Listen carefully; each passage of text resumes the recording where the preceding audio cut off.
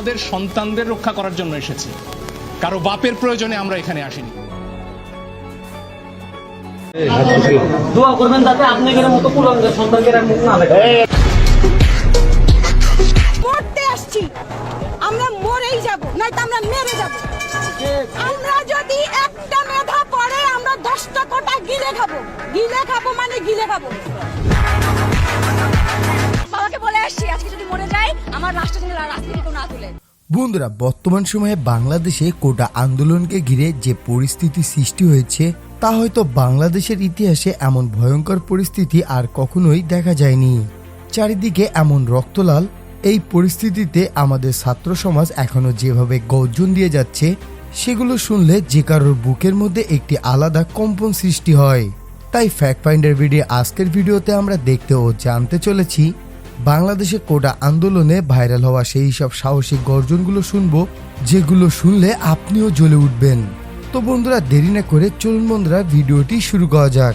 বন্ধুরা, ভিডিওটি শুরু করার পূর্বে আবু সাইদ ভাই সহ যে সকল শিক্ষার্থী এবং সাধারণ মানুষ কোটা আন্দোলনে শহীদ হয়েছেন তাদের প্রতি এক বুক সমবেদনা জানিয়ে ভিডিওটি শুরু করছি।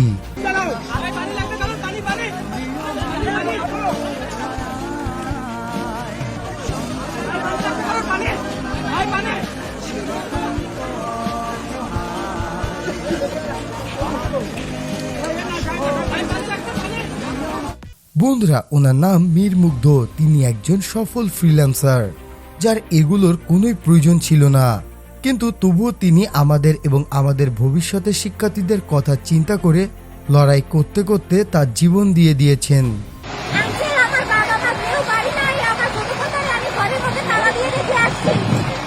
বন্ধুরা, আপুটির কথাগুলো একেবারে কলিজায় লাগে। তিনি এমন পরিস্থিতিতে এসেও নিজের চিন্তা না করে নিজের ছোট বোনকে নিয়ে ব্যস্ত। আসলে বন্ধুরা, আমরা জাতি হিসেবে ঠিক কতটা নির্লজ্জ এমন পরিস্থিতি হয়তো তার একান্ত প্রমাণ। আবু সাইদ বুক চিতিয়ে দাঁড়িয়ে থাকা অবস্থায় তাকে যেভাবে গুলি করা হয়েছে, কিংবা সর্বশেষ যে ভিডিও আমরা দেখছি যেখানে একজন সাধারণ মানুষ যিনি একটা নির্মাণাধীন ভবনের কিনারে বাইরে ঝুলে রয়েছে, ওই অবস্থায় আক্রমণ করা তো অনেক দূরের কথা, তার জীবন বাঁচাতে তার আসলে সর্বশক্তি দিয়ে ওখানে টিকে থাকতে হচ্ছে, সেই অবস্থায় তাকে গুলি। বন্ধুরা, এরকম আইনজীবী তো আমাদের দেশের দরকার। তিনি যাই করুক না কেন অন্যায়ের সামনে যে কখনো মাথা নত করবেন না এটি নিশ্চিত। এই ছাত্র আন্দোলন, কোটা সংস্কার আন্দোলন নিয়ে যে সকল ক্ষয়ক্ষতি হয়েছে, ক্ষয়ক্ষতি কিছুই না।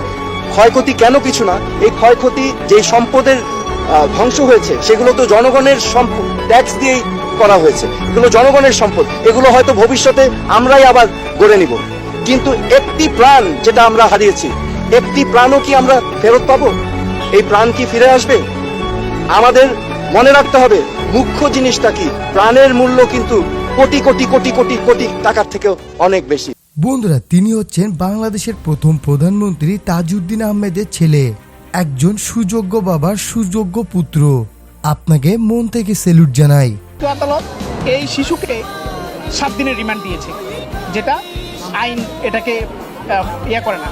আর এই ছেলেটা হচ্ছে গোল্ডেন জিপিএ 5 পাওয়া একটা ছেলে, মাত্র ঢাকা কলেজে ভর্তি হয়েছে, একটা মেরিটিয়াস স্টুডেন্ট। কিন্তু এই যে 7 দিন তাকে রিমান্ড দেওয়া হয়েছে, তার এটা শারীরিক এবং মানসিকভাবে তাকে যে হেনস্থা করা হবে, তার এটা শিশু আইনের পরিপন্থী এবং মৌলিক অধিকার ও মানবাধিকারেরও পরিপন্থী। আমরা বিজ্ঞ আদালতে একটা অ্যাপ্লিকেশন দিয়েছি যে তাকে শিশু আদালতে প্রেরণ করার জন্য এবং রিমান্ড স্থগিত রাখার জন্য।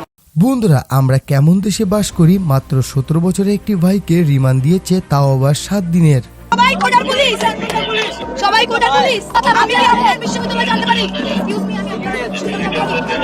আপনি কি বাবা ঢাকা বিশ্ববিদ্যালয়ে পড়তেন? আপনি ঢাকা বিশ্ববিদ্যালয়ে পড়তেন? ভাই আমার দিকে তাকান ভাই। কত অভিযোগ আপনার? লজ্জা লাগে না ভাই? ছেলে মেয়েগুলোর দিকে তাকান তো, কোনো লজ্জা লাগে না? কালকে খাইতে ভাই, আজকে যাতে মাইন না খাই, বুকের দিকে ধাক্কা না খাই, বুঝেন এগুলা?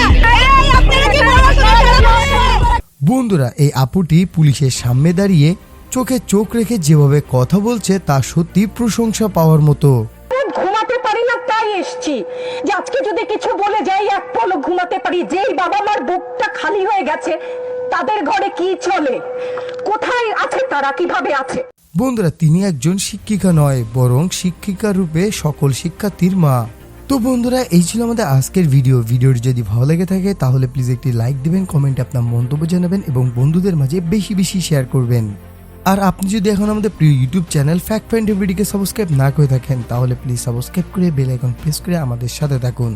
ভিডিওটি শেষ পর্যন্ত দেখার জন্য আপনাদেরকে অসংখ্য ধন্যবাদ।